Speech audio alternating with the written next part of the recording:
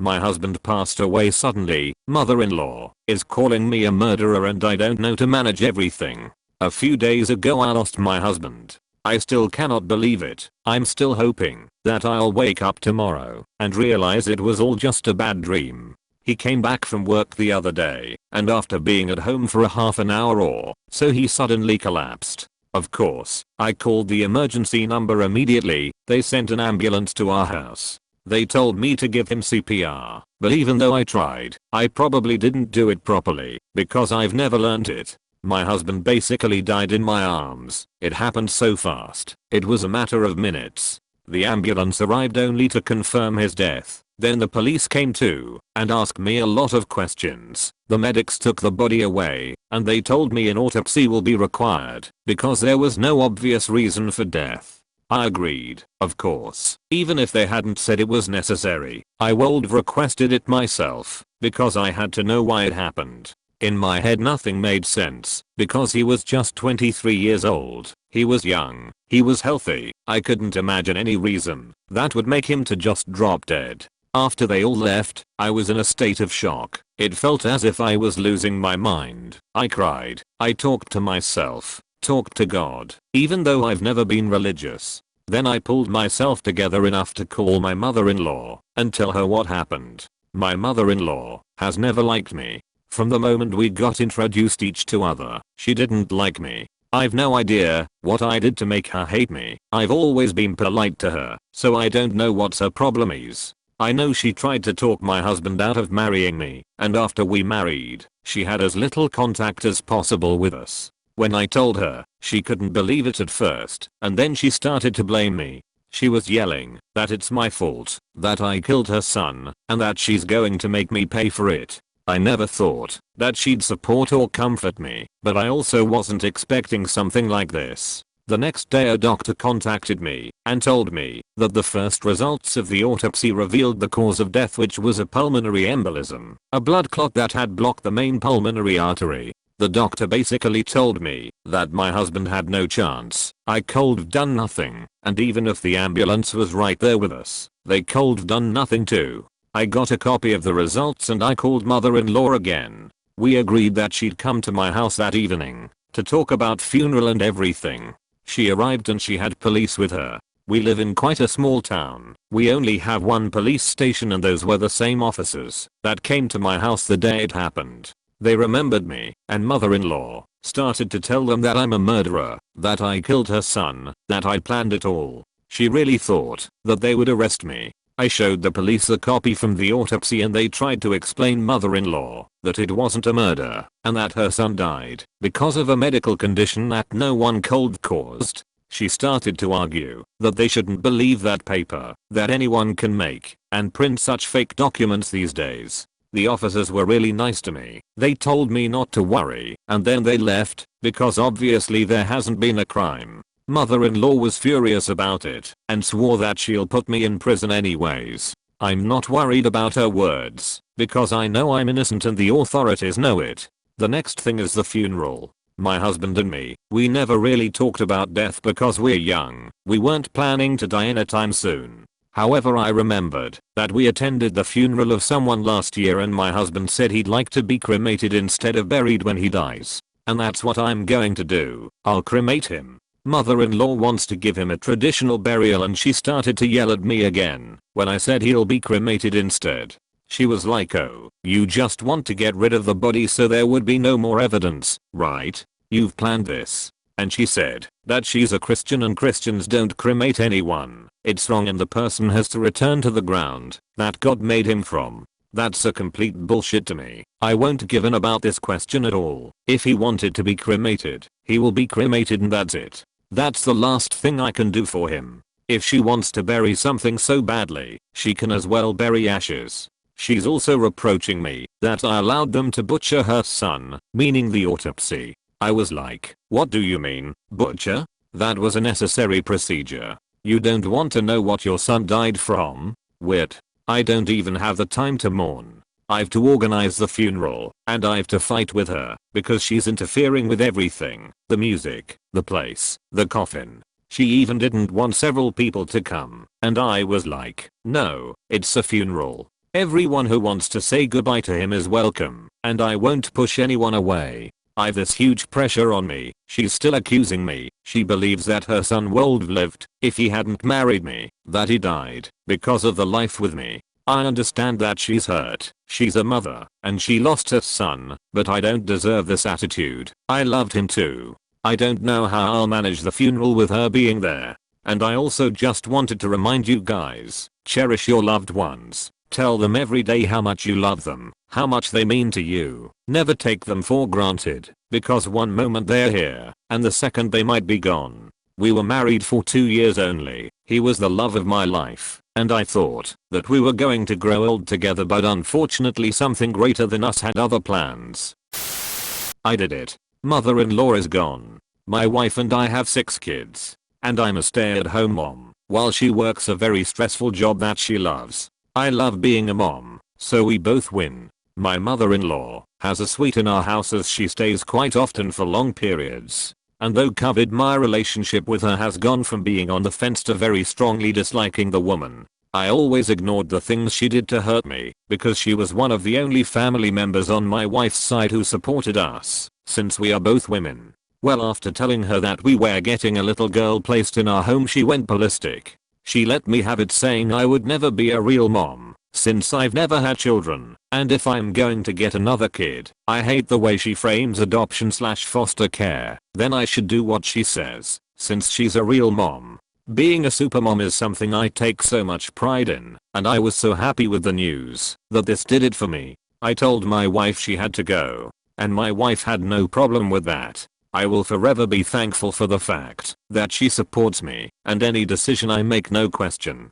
I'm truly blessed. After reading so many of these posts, mother-in-law is out, and I'm going to redo her room into a home study space for all the kids. That way she really has no way to stay for long periods again if she is let in the house. Big if. I so ducking happy. And I'm excited to transform the room into something that will help my family more than she ever has. Possibly the best mother-in-law story ever. One of my very good friends was going to one of his best friend's wedding yesterday. He'd already told me it could get interesting as the groom's mother was, well, a bit bummy. When they were growing up, she always tried to stop him doing anything, but this lad had a spine and stood up to his mother. His father had left when he was young, and he had no contact with his father's side of the family. He had contact with his 2 aunts, and that's it. His grandparents had passed, and his aunts were single and shared a house. When he met his girlfriend, his mum tried to break them up many times, but they were getting wed, so obviously they failed. Her son really was her life despite him trying to have a normal life. So when my friend got to the venue, he rang me to say that something was up, as the groom had told him to record the speeches, especially the bride's. Well, the bride doesn't usually give a speech, so that sounds interesting.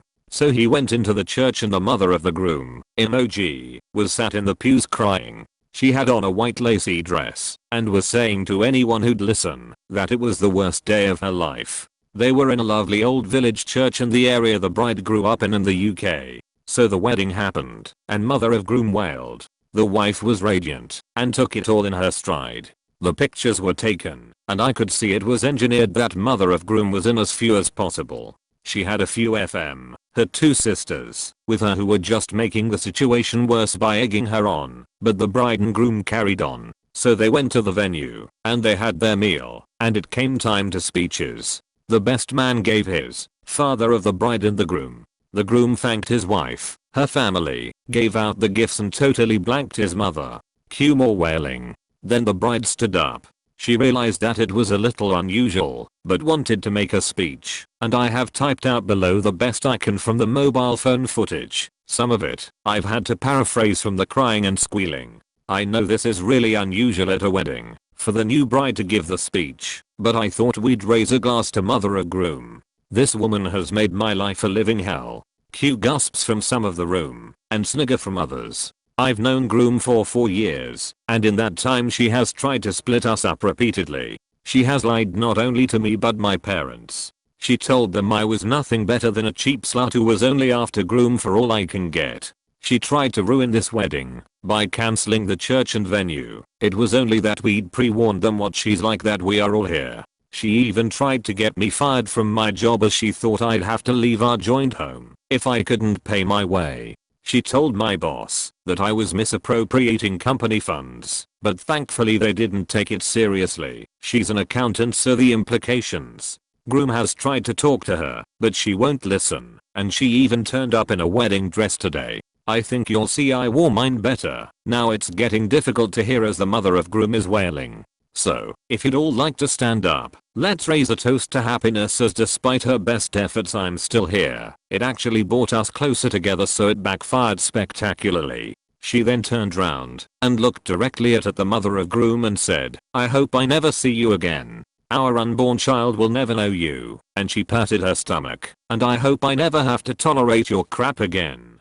Held her glass up and shouted to mother of groom. Stunned silence, like seriously, nothing. Then the mother of groom gets up and runs out sobbing hysterically. Her FM followed. When they'd gone, the bride came back on the microphone and apologized to the room for such histrionics, but she was at her wit's end when she found her dress had been cut the day before. She states she wasn't pregnant, but wanted her to think she was. Cruel, yes, but she said she thought it was a suitable end to her relationship with mother of groom. Then she said that they are here to party and let's have a good night. Unfortunately, my friend got very drunk and can't remember much else, but the mother of groom didn't come back. He said they all met up for breakfast the following morning, as it was held at a hotel and all anyone can talk about is the bride and mother of groom. The bride and groom gave out new mobile numbers to everyone, as apparently, when they realized the dress had been damaged, only by chance, as when she'd cut it, she hadn't put it back in the hanger properly, and it fell off. Thankfully a friend could fix it, and the dress was slightly tighter and lower cut than it should have been, but you would never have known. They decided enough was enough, so they cancelled their mobiles and got new ones, so if mother of groom tries to contact them, she can't. Groom said there were over 100 missed calls and loads of voice messages, but he took the SIM card out and changed it without listening. They've gone on honeymoon today, but OMG, I wanted to have been there. I told my friend I should have been his +1, so I could have seen it properly go down. I so want to know what happens next. They're away for 3 weeks, so I won't hear anything for a while, but I haven't stopped laughing. Absolutely brutal. Edit. I said mother of groom in one paragraph instead of bride. Bitchy mom bullies me into breaking up with her son. I get her in trouble for being a shitty parent. When I was a teen, I was good friends with a boy. Let's call him Frank. Eventually, we both fell in love and decided to become an item. Things were great until his mother found out about our relationship. For whatever reason, this woman hated me. Maybe she was jealous of the attention that her son was giving me. Or maybe she was threatened by the idea of sharing her precious son with another woman. Either way, this woman was hell-bent on breaking us up. She would be nice and sweet to me when Frank was there, but as soon as Frank was gone, she would get nasty with me. She would tell me that I wasn't good enough for her son, that no one would be able to replace her for him, that her son chose to date me because he felt sorry for me being an ugly and single girl. Even when I wished her a happy Mother's Day, Frank's mother still found a way to twist my kind words into something bad so that her son would be on her side. The final straw was when I got Frank 2 nice shirts for his birthday. His mother must have gotten jealous because the next day Frank came to me to complain about the shirt. When I asked him what was wrong, he said that when his mother washed the shirts for him, they ripped into pieces. And that his mother told him to break up with me because if I really cared about him, I wouldn't have given him such cheap gifts. So we broke up but still remained friends. One day, Frank started crying for no reason during lunch. When I asked him what was wrong, he confided in me that he was very worried about his younger brother, John. When I asked him why, he said because he hadn't seen his brother in over a week. At the time, Frank's parents were having trouble with his 11-year-old brother, John. Unlike Frank, John was his mother's least favorite child. John was constantly getting in trouble for playing pranks in school, as well as refusing to do his chores and homework. Eventually, Frank's mother had enough. So Frank's mom, along with his father, kicked John out of the house to teach him a lesson. This would have been okay if it wasn't for the fact that this was in the middle of winter and that poor John had only the clothes on his back and nothing else to sustain himself. So they basically tossed a minor out of the house to fend for himself. With this new information in mind, I decided to get some revenge. After school, I went to the police department and anonymously reported Frank's mother for child abandonment. It took all the willpower I had not to laugh evilly as I gave them the information. By the time I got home I was grinning from ear to ear, knowing that because of me, this bitch was going to get in so much trouble for being such a shitty parent. The next day I noticed that Frank wasn't at school. In fact, I didn't even see him for about a week after I had tipped off the police. When Frank finally came back to school, he looked shell-shocked. At first he ignored me when I came over to ask him what was wrong. But after a few days he decided to talk. He said that the police came to his house to speak with his mother about John. When they told about charges against her, she threw a huge fit.